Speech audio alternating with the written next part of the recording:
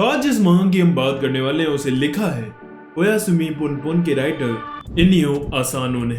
सो यार तुम्हें पता चल गया होगा कि ये मांगा कैसी होने वाली है। बट हाँ, मैं एक बात कहना चाहूंगा कि अभी तक मैंने जितनी भी मांगा कवर की हैं उसमें इसमें जो चीजें हुई हैं वो रियल लाइफ से काफी ज्यादा रिलेटेबल है एंड जो ह्यूमन इमोशन इसमें दिखाया है वो भी काफी ज्यादा डीप है एंड इन्हें आसानो ही ऐसा कर सकते हैं। एंड ये मांगा काफी हद तक 18+ है एंड इसलिए इसमें वो वाली चीजें भी बहुत ही अच्छी तरह से दिखाई गई है। मतलब कुछ ज्यादा ही दिखा दिया, इतना ज्यादा कि किसी किसी पॉइंट पे तो ये काफी डिस्गस्टिंग भी लगता है। हर किसी की फैंटेसीज अलग अलग होती हैं बट इतनी अलग होती है मैंने नहीं सोचा था।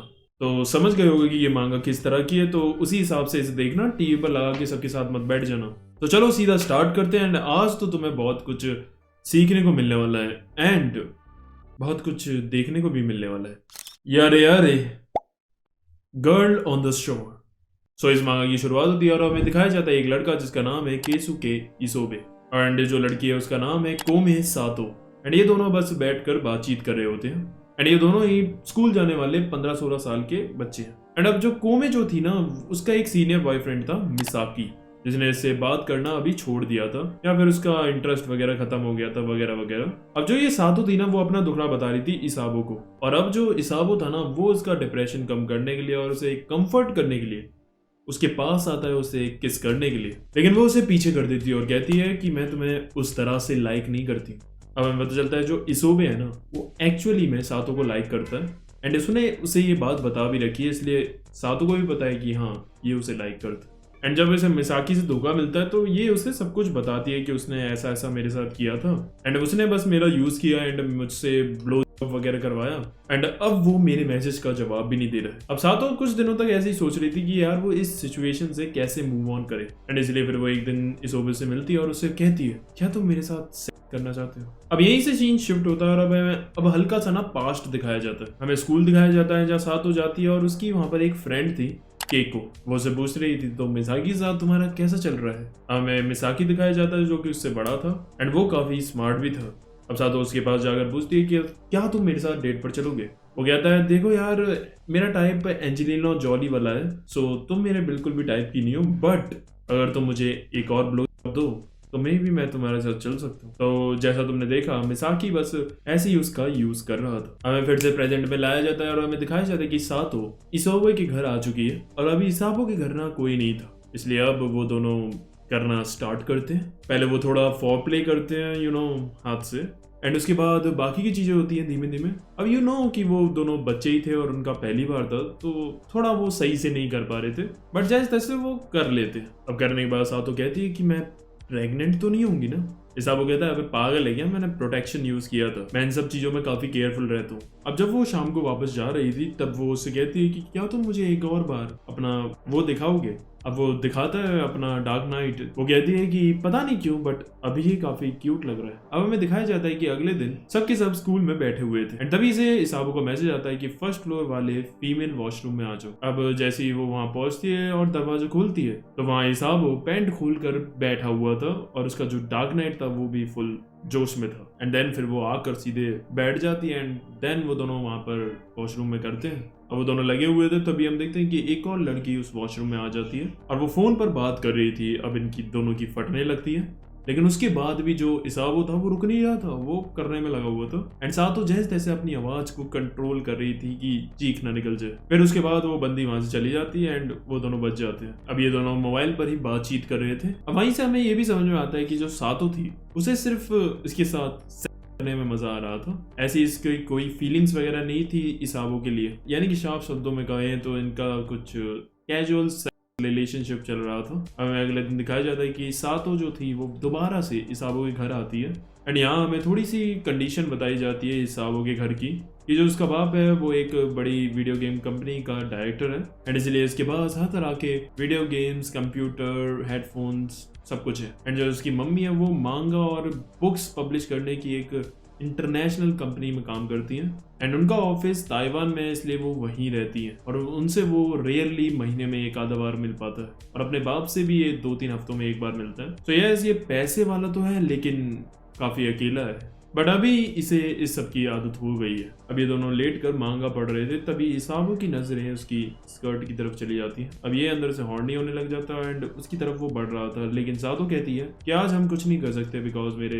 पीरियड्स चल रहे हैं। अब इसके बाद जो इसाबो था वो थोड़ा सा अपसेट सा हो जाता है, इसलिए वो कहता है मुझे तो नींद आ रही है इसलिए मैं सो रहा हूँ। अब सातो को फील हो गया था कि ये थोड़ा अपसेट सा हो गया, इसलिए वो उससे कहती है क्या मैं तुम्हें हैंड दूं, एंड देन फिर वो उसे हैंड दे रही थी, लेकिन फिर वो कहता है रहने दो, तुम्हारे से नहीं हो पा रहा ये सही से। एंड अब ये सुनने के बाद जो सातो थी फिर वो मुंह का यूज करने लगती है एंड ब्लो देने लगती है उसे। अब करने के बाद जो इसाबो होता है वो कहता है कि अगर तुम आगे मुझे लाइक करने लगी तो हम क्या डेटिंग वगैरह जैसी चीजें करेंगे जैसे नॉर्मली रिलेशनशिप में होती है। वो कहती है I don't like you, I like your cause it doesn't complain, इसलिए अभी के लिए तो ऐसा ही सही है। एंड इसके बाद फिर जो इसाबो था वो सो जाता है एंड देन फिर वो उसे कंबल उड़ाती है और वहां से चली जाती है। अब हमें दिखाया जाता है इसाबो को एक बंदा नदी में दिख रहा था एंड तभी वो हड़बड़ाते हुए अपने सपने से बाहर आता है। एंड इसके बाद जब ये कमरे से बाहर आकर देखता है तो उसके पापा भी घर आ गए थे एंड देन उसके बाद उनकी थोड़ी बहुत ही बातचीत होती है, क्योंकि दूर रहने की वजह से अब इनका जो कनेक्शन था ना वो भी ऐसा ही हो गया है, इसलिए नॉर्मल सी ही बातचीत होती है, कोई एक्साइटमेंट वगैरह नहीं। एंड फिर वो दोनों बातचीत करके अपने अपनी जगह चले जाते हैं। अब हमें अगले दिन दिखाया जाता है कि फिर से जो सातो थी वो इसाबो के घर आती है घूमने, तो फिर वो उसे दिखाता है कैमरा जो कि उसके पापा उसके लिए लेकर आए थे अभी अभी। फिर सातो वो कैमरा उससे बोरो करती है एंड वो उसे दे भी देता है। अब तभी जो इसाबो था ना वो काफी ज्यादा मूड में था आज एंड वो एकदम से उसकी टांगों के बीच में घुस जाता है एंड वो कहता है आई डोंट नो यार बट मुझे तुम पर काफी ज्यादा प्यार आ रहा है। एंड फिर वो काफी अजीब अजीब चीजें बोलता है जैसे I want to drink your pee और I want to eat your. हो सकता है ये सब अजीब लग रहा हो तुम्हें सुनने में, बट मैं अभी बिल्कुल सीरियस हूँ एंड मुझे पता है तुम्हें घंटा फर्क नहीं पड़ रहा होगा ये सब सुनकर, क्योंकि तुम मेरे बारे में कुछ भी फील नहीं करती, बट इस टाइम मैं तो सीरियसली ये सब कुछ बोल रहा हूँ, आई एम वेरी सीरियस। अब इसके बाद जो सातो थी वो जाती है बीच पर कुछ कैमरा से सनसेट की फोटो खींचने के लिए एंड तभी उसे बीच पर एक मेमोरी कार्ड मिलता है किसी का गिरा हुआ। अब वो घर जाकर उस मेमोरी कार्ड को उस कैमरे में लगाती है एंड उसमें उसे एक लड़की की फोटो दिखती है जो शायद वहीं घूमने आई थी और अपना मेमोरी कार्ड वहीं गलती से भूल गई। अब हमें अगले दिन दिखाया जाता है स्कूल में एक लड़का जिसका नाम है काशिमा, जो बचपन से ही सातो को जानता है एंड वो उसे एक्चुअली में लाइक भी करता है काफी, लेकिन वो कभी भी उसे अपनी फीलिंग्स नहीं बता हुआ है, बस वो हर टाइम उसे क्लास में घूरता रहता था एंड हाँ वो अपने स्कूल में बेसबॉल टीम का भी मेंबर है। हमें अगले दिन दिखाया जाता है कि जो सातो थी वो जाकर इसाबो को दिखाती है वही मेमोरी कार्ड एंड देन फिर वो कैमरा में लगाकर फोटोज देख रहा था। अब इसाबो उस लड़की की पिक्चर्स देखकर काफी खुश सा हो रहा था एंड उसके मुंह पर काफी अच्छी स्माइल आ जाती है एंड फिर वो उस बंदी की तारीफ करने लगता है कि यार ये तो काफी क्यूट है। अब इसके बाद जो सातो थी उसे ये सुनकर बिल्कुल भी अच्छा नहीं लग रहा था। अब उसके बाद हमें दिखाया जाता है कि वो पास के एक खंडर वाले एरिया में चले जाते हैं एंड अब वो इसाबो से कहते हैं कि तुम मेरे सामने करो, मुझे देखना है। अब इसाबो कहता है कि ऐसी थोड़ी ना मेरा डार्क नाइट राइज होगा एंड फिर वो भी कहता है कि तुम भी करो फिर मेरे सामने अगर तुम्हें देखना है एंड देन फिर वो एक दूसरे को देखते हुए करते हैं। अब करने के बाद फिर वो दोनों साथ में जा रहे थे रोड पर एंड तभी हम देखते हैं कि काशिमा उन दोनों को एक साथ जाते हुए देख लेता है। अब कुछ दिनों के बाद जो सातो थी वो फिर से जाती है इसाबो के घर और वो देखती है तो उसने उस बीच वाली लड़की का जो बिकनी में फोटोग्राफ था उसे अपने कंप्यूटर का वॉलपेपर बना लिया था। अब वो कहती है तुमने ये क्यों लगाई है इसकी फोटो? वो कहता है क्यों ना लगाऊं, देख नहीं रही हो उसके कितने बड़े हैं एंड वो कितनी ज्यादा मैच्योर लग रही है। उसके बाद फिर ये दोनों करना स्टार्ट करते हैं और अपने अपने कपड़े उतारते हैं। वो कहती है सॉरी कि मेरी बॉडी इतनी मैच्योर नहीं है, बच्चे जैसी है। वो कहता है कोई बात नहीं, जब तक तुम्हारे पास गुफा है तब तक सब कुछ बढ़िया है। And then they do 69। अब करने के बाद वो दोनों साथ में लेट कर सो जाते हैं। उसके बाद शाम को सातो उठती है एंड जो इसाबो था वो तो सो ही रहा था एंड इसलिए फिर वो जाती है उसके कंप्यूटर पर एंड जो भी मेमोरी कार्ड वाली उस लड़की की फोटोज वगैरह थी वो सब कुछ वो डिलीट कर देती है एंड वॉलपेपर भी। एंड देन फिर उसके बाद वो चली जाती है एंड देन जाकर वो समुद्र के किनारे थोड़ी देर बैठती है। अब इसके बाद वो रात में कहीं जाती है बाहर कुछ खरीदने के लिए एंड रास्ते में उसे मिलता है काशिमा। अब उसके साथ उसके कुछ दोस्त भी थे एंड वो उसे एनकरेज करते हैं कि वो उससे जाकर बात करे। अब वो उससे जाकर बात करता है और उसे सीधा पूछता है कि क्या तुम और इसाबो डेट कर रहे हैं? अब सातो कहती है नहीं नहीं ऐसा कुछ नहीं है। अब कुछ दिन बीत जाते हैं और जो इसाबो था वो ना तो सातो के मैसेज का जवाब दे रहा था और ना ही वो स्कूल आ रहा था। अब एक दिन जब वो स्कूल आता है तो छुट्टी में वो उससे बात करने के लिए जाती है एंड उसे पूछती है कि कुछ हुआ है क्या, तुम मेरे मैसेजेस का जवाब नहीं दे रहे हो। अब वो बात टालने की कोशिश करता है और बहाने बनाता है, बट सातों के बहुत ज्यादा पूछने के बाद फिर वो उसे बताता है एंड देन वो उसका पहले मुंह पकड़ लेता है एंड उसे कहता है तुम सच जानना चाहती थी ना, मुझे ये बताओ कि तुमने मेरे कंप्यूटर से उस बीच वाली लड़के की फोटोज क्यों डिलीट करी। मुझे बिल्कुल भी आइडिया नहीं कि तुमने ऐसा क्यों किया, बट कोई मेरी चीजों को छेड़े ये मुझे बिल्कुल पसंद नहीं। अगली बार से अगर तूने मेरे कंप्यूटर को छुआ भी तो तुझे मार दूंगा। अब सातो उससे कहती है ठीक है, आज के बाद मैं ऐसा नहीं करूंगी एंड मैं तुम्हारे लिए चेंज भी होंगी। वो कहता है तुम्हें मेरे लिए कुछ भी करने की जरूरत नहीं और वैसे भी मैं तुम्हारे साथ करके थक गया एंड इसीलिए अब मुझे तुम्हारी कोई जरूरत नहीं है। सातो कहती है लेकिन ये हमने प्रॉमिस नहीं किया था। इसोबो कहता है एग्जैक्टली हमने कोई प्रॉमिस भी किया था क्या? ऐसा तो मुझे कुछ याद नहीं। एंड देन फिर वो उसे रोता हुआ छोड़कर वहां से चला जाता है। अब इसके बाद हमें दिखाया जाता है कि जो इसोबे था वो एक वाइपर लेता है और उसे अपने पीछे वाले छेद में डालकर वो मास्टर कर रहा था एंड देन उसके बाद जो वो फ्लूइड निकलता है वो उसे टेस्ट करता है। This is fuck. अब अगले दिन हम देखते हैं कि स्कूल में काशिमा होता है एंड इसोबो से कहता है कि मुझे तुमसे बात करनी है। अब जब सारी क्लास बाहर गई थी पीटी के लिए तो ये दोनों क्लास में अकेले थे एंड देन फिर वो उससे कहता है कि मुझे ये बताओ कि क्या तुम और सातो डेट कर रहे हो। वो मना करता है कि नहीं ऐसा तो कुछ भी नहीं है। अब काशिमा कहता है ठीक है बढ़िया बात है, अब सुन मेरी बात, आज के बाद तू उससे कभी मत मिलियो और ना ही उससे कुछ बात करियो, समझा। इसोबो कहता है मैं तेरी बात क्यों मानूं, वैसे मुझे लग रहा है कि तुम उससे जबरदस्ती लड़ाई करना चाहता है। फिर वो उसे थोड़ा सा पोक करने के लिए कहता है कि सातो का जो लेफ्ट बट है ना उस पर 2 तिल है। अब वो उसका कॉलर पकड़ लेता है और कहता है क्या बोल रहा है तू, क्या उसके साथ सोया है? अब इसोबे कहता है वैसे उस बंदी के साथ सोना कोई बड़ी बात नहीं है, बस उसे हल्का सा किस करो और थोड़ा सा फिंगर का यूज करो तो वैसे ही तुम्हारे सामने टांग फैलाकर बिछ जाएगी, कोई ज्यादा मेहनत नहीं है। अब इसके बाद जो काशिमा था उसका डार्क नाइट राइज हो जाता है। अब इसके बाद इसोबे और ज्यादा उसका मजाक उड़ाने लगता है कि ओ देखो तो तेरा शहजादा तो मेरी बातें सुनकर और जोश में आ गया, क्यों? अब गुस्से में वो इसोबो को घुसड़ मारता है और उसे मार मार कर नीचे लेटा देता है एंड देन फिर वो उसे कहता है तुझे पता नहीं है मेरे दोस्त बड़ी बड़ी क्लास के गुंडे हैं, ज्यादा चू चपाड़ करी ना तो तेरा इतना बुरा हाल करूंगा कि तू ऊपर जाने को भी तरसेगा। और हाँ मैंने सुना है कि तेरे बड़े भाई के साथ भी ऐसा ही कुछ हुआ था, उसकी भी मौत एक एक्सीडेंट कही गई थी, बट जहां तक मैंने सुना है वो एक्सीडेंट नहीं था, कुछ लड़कों ने ही ये काम किया था। अब ये सुनकर इसाबो को गुस्सा आ जाता है एंड देन फिर वो खड़ा होने लगता है और उसे कहता है साले तुझ जैसे लड़कों ने ही मेरे भाई को मारा था, तुमने जरूर उसको बुली करके ब्रेक कर दिया हो, लेकिन मैं तुमसे नहीं डरने वाला and you will not break me. अब वो उसे और मारने वाला होता है तभी हम देखते हैं कि उसके पीछे से उनकी क्लासमेट केको आ जाती है एंड देन उसके बाद टीचर्स उन दोनों को खड़ा करके सुना रहे थे। अब टीचर काशिमो से कहते हैं तुम ये सब क्या कर रहे हो, तुम्हारा एक बड़ा टूर्नामेंट भी है बेसबॉल का कल, अब तुम सस्पेंड हो जाओगे और उसे खेल भी नहीं पाओगे, अपना करियर तुम खुद ही खराब कर रहे हो। लेकिन फिर जो इसोबे था वो कहता है सर काशिमा की इसमें कोई गलती नहीं, मैं ही गलती से गिर गया था और मेरे ये सब चोट लग गई, प्लीज आप इसका जो टूर्नामेंट है उस वो मत छीनिए इससे। क्यों काशिमा, वो छीन गया तो तुम्हारा करियर भी खत्म हो जाएगा, तो इसलिए सर प्लीज इसे जाने दो। अब काशिमा को और गुस्सा आने लगता है कि साला ये मुझ पे तरस दिखा रहा है अब एंड अब वो गुस्से में उसे पकड़कर पीछे करता है एंड गलती से फिर वो दोनों वहां ग्रिल से नीचे गिर जाते हैं। अब जो इसाबो था ना वो तो बच जाता है, लेकिन जो काशिमा था वो सीधे सीढ़ियों से नीचे गिरता है एंड वो बेहोश हो जाता है एंड फिर हमें दिखाया जाता है कि वो हॉस्पिटल में एडमिट था एंड उसका जो एक लेग थी वो फ्रैक्चर हो गई थी। अब इधर हमें देखते हैं कि उससे मिलने आती है केको जो कि उसके लिए मांगा वगैरह लेकर आई थी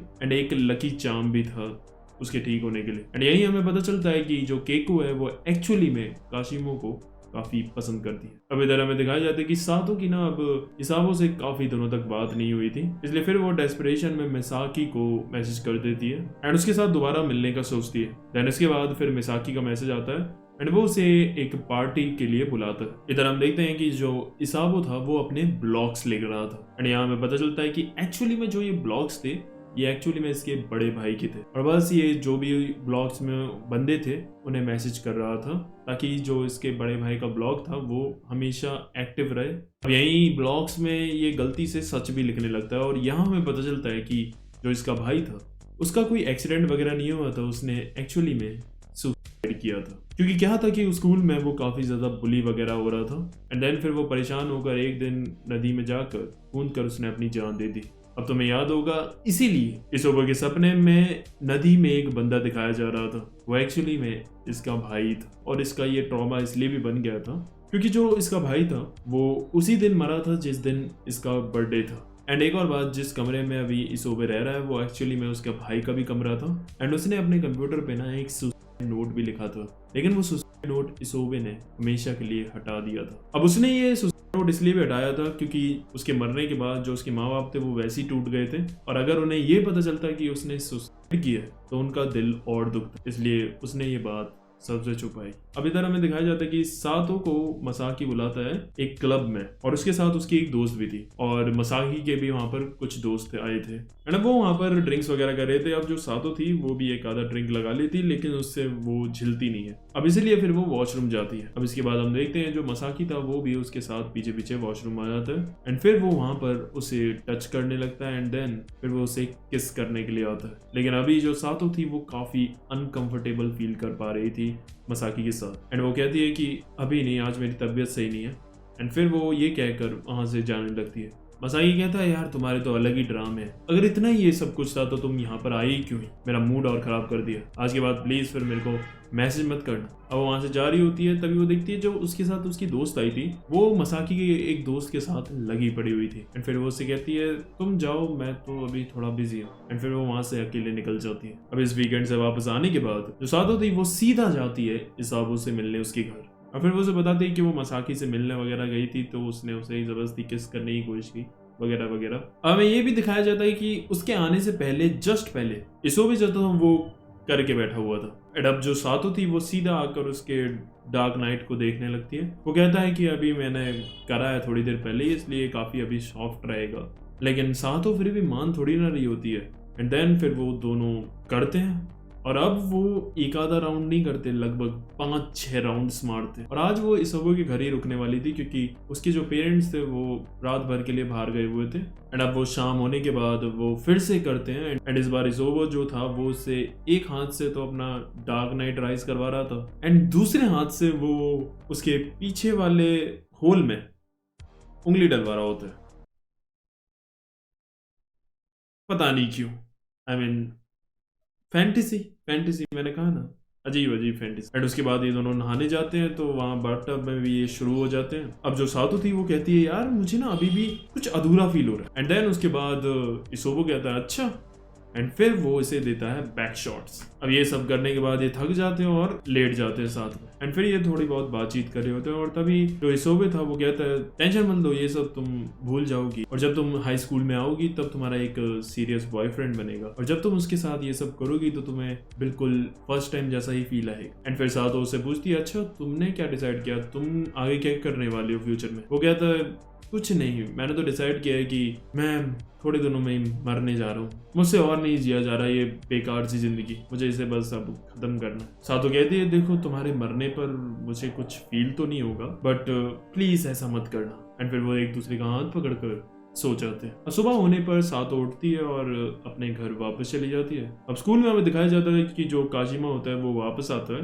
एंड आते ही फिर वो इसोबे से कहता है माफ करना, सारी गलती मेरी थी। अब इसके बाद हमें दिखाया जाता है कि इसोबे और सातो को मिले हुए लगभग 1 महीना हो जाता है और अब वो उसके कोई भी मैसेजेस का जवाब ही नहीं दे रहा था। अब इसके बाद हमें दिखाया जाता है जो सातो थी वो एक फिर लेटर लिखने लगती है उसे देने के लिए एंड यहाँ पर वो अपनी फीलिंग्स को उस लेटर में अच्छे से कन्वे करती है। एंड फिर हमें पता चलता है कि जो ये इसाबो के साथ ये कैजुअल रिलेशनशिप में आई थी अपनी नीड्स को पूरी करने के लिए, उसके बाद जब वो उसके क्लोज आती रही तो धीमे धीमे उसे उसके लिए फीलिंग्स जनरेट होने लगी एंड अब वो सच में उससे प्यार करने लगी एंड लास्ट में वो लिखती भी है आई लव यू। अब इधर से सीन शिफ्ट होता है, हमें दिखाया जाता है जो मसाकी था उसके साथ उसका दोस्त और उन दोनों की बंदियां थी एंड क्लब के बाहर वो खड़े हुए थे और काफी बारिश हो रही थी इसलिए वो घर नहीं जा पा रहे थे। अब इधर हमें रोड के सामने दिखाया जाता है तो वहाँ इसाबो खड़ा हुआ था और वो नहीं देख रहा था। अब इसके बाद हमें दिखाया जाता है कि जो मसाकी था वो अपनी बंदी को साइड में ले जाकर उसे ब्लो ले रहा था। अब मसाकी वापस जब क्लब के गेट के बाहर आता है तो वो देखता है कि उसका जो दोस्त था वो वहां पर नहीं था।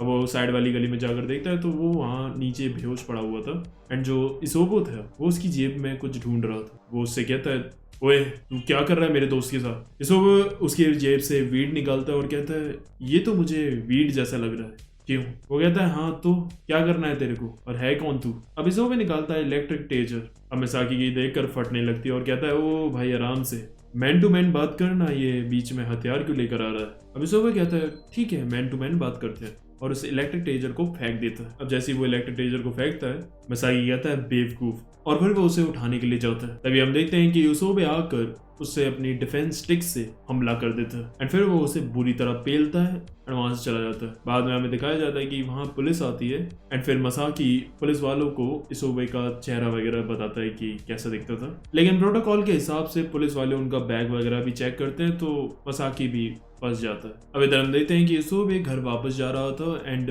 उसकी आंखों में खुशी के आंसू थे एंड वो काफी ज्यादा खुश था एंड वो कहता भी है, yes I finally did it, मैंने उन बुली लोगों को सबक सिखा दिया जिन्होंने मेरे भाई की जान ली थी। हमें दिखाया जाता है कि कुछ टाइम बीत गया था और अब इनके स्कूल में फेस्टिवल होता है और जो साधु थी उसने एक टाइगर का कॉस्ट्यूम पहना था एंड जो इसकी दोस्त केको थी उसने भी एक कॉमेडी स्केच के लिए तैयारी की थी एंड उसके साथ काशिमो भी एक प्ले कर रहा था। अब उसके बाद साधु को पता चलता है कि इस फेस्टिवल में भी इसाबो नहीं आया था और अब उसे उसकी चिंता होने लगती है और उसके दिमाग में वही बात गूंज रही थी जब उसने कहा था कि मैं अब मरने जा रहा हूँ। तो उसे लग रहा था कि कहीं उसने अपने आप को मार ना लिया और इसीलिए फिर वो जल्दी से भाग कर जाती है उसके घर पर और वहां वो अपने घर पर नहीं था जहाँ वो हमेशा रहता था और अब उसे लग रहा था कि शायद उसने अपने आप को मार लिया एंड फिर वो वहां बैठ कर रोती है। दूसरी तरफ हम देखते हैं कि काशिमा और एक को एक बढ़िया सा कॉमेडी स्केच का परफॉर्मेंस देते हैं एंड देन फिर वो कंपटीशन जीतते भी हैं एंड फिर उन दोनों की गाड़ी भी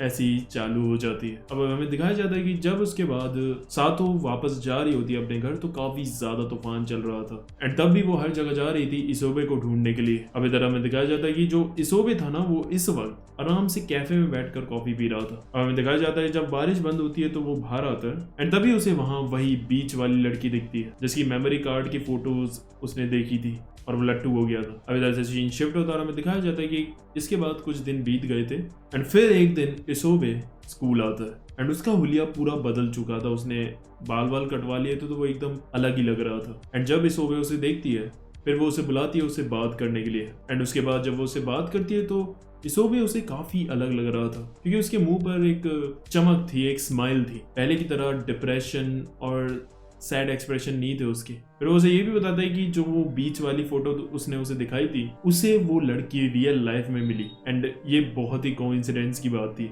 उसके बाद मैंने हिम्मत करके उसे उसका नाम लिया, उससे बातचीत की और यहाँ तक कि मैंने उससे अपने ईमेल भी एक्सचेंज करे एंड मुझे सच में विश्वास नहीं हो रहा कि मैंने ये सब काम करा। इसके बाद अब मुझे समझ में आया कि मेरे अंदर कितना ज्यादा कॉन्फिडेंस है एंड मैं काफी सारी चीजें कर सकता हूँ लाइफ में एंड पता है वो टोक्यो जाकर एक बढ़िया से कॉलेज में एडमिशन लेने वाली है एंड इसलिए अब मैंने भी डिसाइड किया है कि मैं भी उसी कॉलेज में एडमिशन लूंगा क्योंकि मुझे लगता है कि भगवान ने मुझे किसी वजह से उससे मिलाया। मे बी मेरी डेस्टिनी है कि मैं उसके पीछे जाऊं। अब जो साधु थी वो उससे कहती है तुम कितने ज्यादा बदल गए हो, मैं कहना नहीं चाहती बट ये स्माइल तुम्हारे मुंह पर बिल्कुल भी अच्छी नहीं लग रही एंड फिर वो दोबारा से रोने लगती है। फिर उसके बाद इशोबे जो था वो उसे ले जाता है नदी के पास एंड फिर साधु जो होती है वो उसे वहां पर कन्फेस करती है और उसे बताती है कि अब वो उसे सच में प्यार करने लगी है और वो उसके बिना अब नहीं रह सकती। बट इशोबे उससे कहता है sorry but it's too late. हाँ मैं तुम्हें पसंद तो करता था एक टाइम पर अब नहीं, अगर तुम्हें फ्रेंड बनकर रहना है तो हम रह सकते हैं बट मुझे पता है ये सारी चीजें नहीं चल पाएंगी हमारे साथ, तो इसलिए मुझे लगता है कि अब हमें अलग ही हो जाना चाहिए।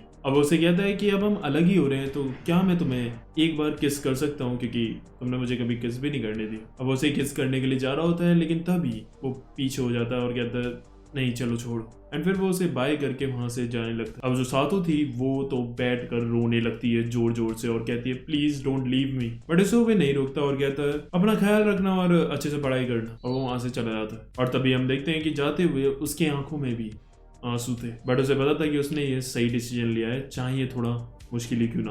अब वो नदी की तरफ देखता है तो उसे लगता है जैसे वहां कोई खड़ा है और तुम्हें पता है कि वो शायद कौन होगा, उसका भाई। तभी हम देखते हैं कि वहां दो पुलिस ऑफिसर्स आते हैं और उसे कहते हैं कि तुम्हारा नाम ये ना केसुके इशोबो, हम तुम्हें काफी टाइम से ढूंढ रहे थे, हमें कुछ केस की बात करनी थी तुमसे। वो कहता है कोई प्रॉब्लम नहीं, आप आराम से क्वेश्चन पूछिए। अब यहीं से सीन शिफ्ट होता है और 2-3 साल हमें आगे दिखाए जाते हैं। अब ये सब के सब हाई स्कूल में आ चुके थे एंड जो साधु थी अब उसका भी एक नया बॉयफ्रेंड बन गया था जिसका नाम था ओत्सु। बट हाँ हाँ, उसने अभी तक अपने रिलेशनशिप के बारे में किसी को नहीं बताया था क्योंकि वो भी इतना ज्यादा श्योर नहीं थी ओत्सु के बारे में। और जब उससे ओत्सु की बात होती है तो हमें ये दिखता है कि ओत्सु जो है वो उससे काफी ज्यादा प्यार करता है, बट जो सातो थी ना उसे अभी भी हेजिटेशन होती थी किसी के भी ऐसे प्यार में ढलने में, क्योंकि जब इसोबे से उसने प्यार किया था असली वाला तो उसका दिल टूट गया था, इसलिए वो काफी घबराती है ऐसा किसी से भी अटैचमेंट करने में। अब उसे किस करने के लिए भी आता तो भी वो उसे मना कर देती है, बट फिर ओत्सु कहता है और उसे विश्वास दिलाता है कि हाँ वो उससे प्यार करता है कि और कभी भी उसका दिल नहीं तोड़ेगा,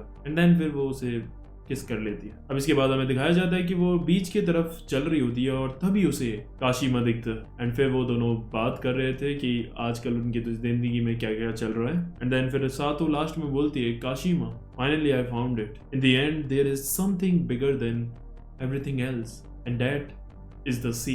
एंड यही ये मांगा खत्म होती है। अब मुझे पता है कि ये काफी कंफ्यूजिंग एंडिंग है बिकॉज इनियो आसानो है भाई तो कॉम्प्लिकेटेड तो होना ही है, बट फिक्र मत करो मैं हूं ना, मैं समझाता हूँ। सो इस एंडिंग में जब इसोबो अपने भाई के बुलीज को मार कर आता है ना, देन उसके बाद उसकी पर्सनैलिटी बिल्कुल चेंज हो जाती है क्योंकि वो उसे रिवेंज वाले फेज से वो बाहर आ गया था, एंड जब वो उसे वो बीच वाली लड़की दिखती है तो उसे लाइफ में ना एक नई डायरेक्शन मिल जाती है जहां वो अब खुश रह सकता है और किसी गोल का पीछा कर सकता है, एंड इसीलिए वो उसकी तरफ जाता है। एंड तभी देखा होगा कि उसके बाद ही उसके बाल वाल भी कट जाते हैं एकदम अच्छे से, एंड वो सातो को भी इसलिए रिजेक्ट करता है क्योंकि उसे अंदर ही अंदर पता था कि उसका इतना उससे चलने नहीं वाला। एट द एंड उसे ये भी पता था कि सातो ने सिर्फ उसका यूज किया था एज अ कैजुअल रिलेशनशिप, जब उसका दिल टूट गया था तो वो उसे ऐसा टूल ही देख रही थी, तो उसे पता था कि एक ना एक दिन इसे एंड होना ही है, तो अभी is the right time. And actually में वो सातो की भी भलाई के बारे में ही सोच रहा था क्योंकि ये सब होने के बाद ही हम देखते हैं कि जो सातो है उसे अब एक काफी अच्छा बॉयफ्रेंड मिल गया है ओत्सु, जो कि एक्चुअली में उसे प्यार करता है। हाँ, शुरू में उसके साथ वो काफी हेजिटेट कर रही थी, बट देन फिर वो जब आखिरी में वो लाइन कहती है in the end there is something bigger than everything else and that is the sea, तो वहां पर वो समुद्र को देख कर ना एक्सेप्ट कर रही थी कि वो उस डर के साथ नहीं जी सकती, उसे अपने अभी करंट बॉयफ्रेंड को मौका देना होगा, तभी तो आगे का रिजल्ट पता चलेगा कि उनका रिलेशनशिप आगे वर्क करेगा कि नहीं। अगर वो पहले ही बैकआउट कर जाएगी तो फिर उनका रिलेशनशिप वर्क करेगा ही नहीं, तो रिजल्ट तो साफ फेलियर आ ही जाएगा। चलो मैं तुम्हें एक एग्जांपल से समझाता हूँ। देखो, अगर जैसे तुम्हारा कोई गेम है, ठीक है, कोई स्पोर्ट्स गेम है, और अगर तुम उसमें पूरा बेस्ट दोगे तभी तुम जीत सकते हो ना। अगर तुमने पहले ही ये सोच लिया कि तुम होल्ड बैक करोगे, नहीं जीत सकते हो, ये दिमाग में तुम्हारा पहले ही है, तो तुम भाई मैच शुरू होने से पहले ही तुम हार चुके हो। तो यही बात उसने एक्सेप्ट करी और वो समझी कि अगर मैं रिलेशनशिप के डर से ये करूंगी कि यार मेरा फिर से दिल ना टूट जाए, तो इसका मतलब फिर तो मैं कभी कोई रिलेशनशिप बना ही नहीं पाऊंगी। तो वही उसने सीखा कि भाई मुझे एक चांस देना चाहिए, मुझे पूरा अच्छे से फील करनी चाहिए चीजें, शायद वर्कआउट करे शायद ना करे, but in the and result हम पहले से डिसाइड नहीं कर सकते, हमें सिर्फ अपना खुल के बेस्ट देना है। बस करते हैं, मैंने बहुत ज्यादा ज्ञान दे दिया आज।